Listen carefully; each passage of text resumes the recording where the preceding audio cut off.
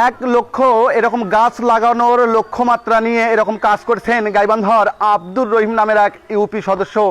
যে দর্শক রয়েছে গাইবান্ধার সাদুল্যপুর উপজেলার এরকম দামোদরপুর ইউনিয়নে এবং এই ইউনিয়ন পরিষদের একজন সদস্য এরকম 1 লক্ষ গাছ লাগাবে পুরো গাইবান্ধা জেলা জুড়ে। ইতিমধ্যে আমরা যেমনটি শুনেছি 60,000 গাছ তিনি ইতিমধ্যে বিভিন্ন রাস্তাঘাটে বিভিন্ন শিক্ষা প্রতিষ্ঠান থেকে শুরু করে সব জায়গাতে এরকম প্রায় 60,000-এর মতো গাছ ইতিমধ্যেই তিনি লাগিয়েছেন। আমরা সময়ের কণ্ঠস্বরের মাধ্যমে শোনানোর চেষ্টা করব আব্দুর রহিম সাহেবের কথা। তার আগে আমরা একটু যুক্ত হব এই এলাকার মানুষ আসলে আব্দুর রহিমের এই কর্মকাণ্ডকে কিভাবে দেখছেন। এই যে ভাই, আব্দুর রহিম সরকার 1 লক্ষ গাছ লাগানোর পরিকল্পনা নিয়ে মাঠে নেমেছেন এবং ইতিমধ্যেই 60,000 গাছ লাগিয়েছেন। কিভাবে দেখছেন আপনারা তরুণ সমাজ বিষয়টিকে? আসলে বিষয়টি আমরা অনেক শ্রদ্ধা জানাই তাকে। তিনি এইরকম মত একটা কাজ উদ্যোগ নিয়েছেন। আশেপাশে ছেলেপেলে যারা বেকার তাদেরকেও এখানে তার নার্সারি থেকে যে গাছগুলো তামানবাড়ি বিতরণ হচ্ছে সেখানে সবাইকে সহযোগিতা করছে এলাকাবাসী। এবং কি আমরা ফাঁকা জায়গায় স্কুল মসজিদ মাদ্রাসা সব জায়গাতে আমরা গাছ রোপণ করতেছি। আমরা সবসময় 10-15টা ছেলে একসাথেই কাজ করছি নিয়মিতভাবে। আমরা চাচ্ছি তিনি সামনে যেন এই গাছ থেকে আরও অনেক বড় কিছু এলাকাবাসীর জন্য উপহার দিতে পারে। এলাকার তরুণ সমাজ এরকম বিষয়টিকে আসলে এরকম সহযোগিতা করছে। আমরা আরও একটু কথা বলি, কিভাবে দেখছেন আব্দুর রহিম সরকারের এই গাছ লাগানোর যে পরিকল্পনা সেটি?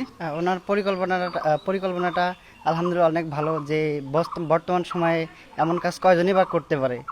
আব্দুর রহিম আঙ্কেল উনি হচ্ছে গাছ দিতেছে গরিব মানুষের, বা অনেক আরও ভালো ভালো কাজ করতেছে গরিব মানুষদের জন্যে বা সাধারণ মানুষের জন্য। আমরা তরুণ সমাজ আছি, ওনার সাথে আছি, যে হচ্ছে আমরা গাছ বিতরণ করতেছি অনেক মানুষের মাঝে।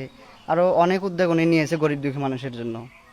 আমরা কথা বললাম এলাকার যারা তরুণ সমাজ, এলাকার মানুষের সঙ্গে আমাদের কথা হয়েছে। আমরা কিন্তু ইতিমধ্যে দেখেছি এই সাদুল্যপুর উপজেলার একেবারে রাস্তাঘাটগুলোতে কিন্তু এরকম বিনামূল্যে গাছ লাগিয়ে দিয়েছেন আব্দুর রহিম সরকার। ইতিমধ্যেই আমরা দেখেছি যে কিছু কিছু গাছ থেকে কিন্তু এরকম ফল সংগ্রহ করে এলাকাবাসী সেই ফলগুলো কিন্তু খাচ্ছে, আমরা এমনটাই দেখেছি।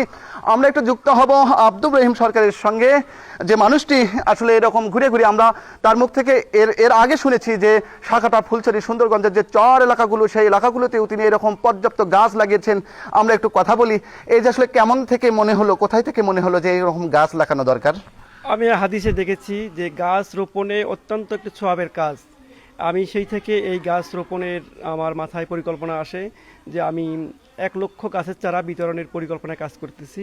আমার ইতিমধ্যে এই 3.5 বছরে 60,000 গাছের চারা আমি রোপণ করেছি, বিতরণ করেছি এবং আরও 40,000 চারা আমি এই 26 সালের মধ্যে বিতরণ করবো ইনশাল্লাহ। এই পরিকল্পনায় আমি কাজ। এটা কি আপনার নিজস্ব যে নার্সারি, মানে এই চারাগুলো কি আপনি উৎপাদন করেন? না, আমি এই চারা আমার কিছু ছিল, সেটা বিতরণ হয়ে গেছে। আমি বিভিন্ন নার্সারি থেকে এই চারাগুলো সংগ্রহ করি এবং যে ধরনের চারাই চায় আমি সেই চারাগুলো সেই এলাকায় সেই মসজিদ মাদ্রাসা সেই কমিটির লোকগুলোকে আমি ওইভাবেই চারাগুলো দেওয়ার চেষ্টা করি। তো সেই ক্ষেত্রে আসলে কোথায় কোথায় গাছ লাগিয়েছেন? শুধু কি সাদুল্যপুর উপজেলার মধ্যে সীমাবদ্ধ রেখেছেন?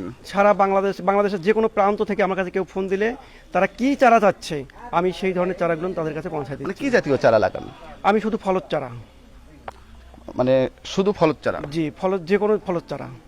আপনার ভবিষ্যৎ পরিকল্পনা কি?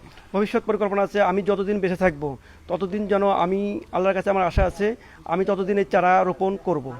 এই যে আর্থিক যে একটা খরচ আমরা লক্ষ্য করছি, এটি যোগান কোথায় থেকে আসে? আমার ব্যবসা আছে, ঢাকায় ব্যবসা আছে, কান্তনগরে আমার দামোদরপুর ইউনিয়নে 4টা ব্যবসা প্রতিষ্ঠান আছে। আমি যা ইনকাম করি আমি শুধু নিজের চলারটা রেখে বাকিটা আমি সম্পূর্ণই সাধারণ মানুষের মাঝেই আমি বিলি করি।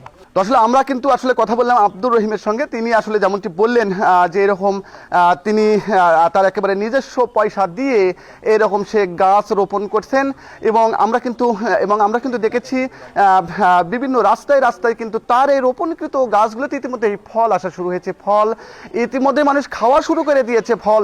তো আব্দুর রহিমের মতো আরও তরুণরা এরকম গাছ লাগানোর কাজে এগিয়ে আসুক, এমনটাই প্রত্যাশা এরকম সচেতন মহলের।